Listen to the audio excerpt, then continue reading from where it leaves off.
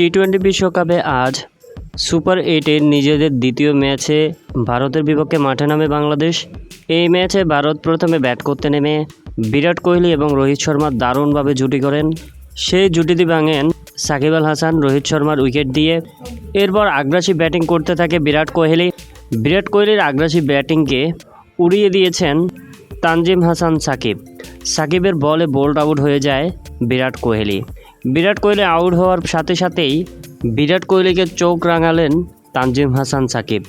বিরাট কোহলির বিষয়টি ভালো লাগেনি, তাই বিরাট কোহলিও তার দিকে তাকিয়েছিল। এর পরবর্তী বলেও উইকেট নেন তানজিম সাকিব। সূর্যকুমার ইয়াদাবের উইকেটটি নিয়ে নেন তানজিম সাকিব। পরপর 2টি উইকেট পেয়ে যান তানজিম সাকিব।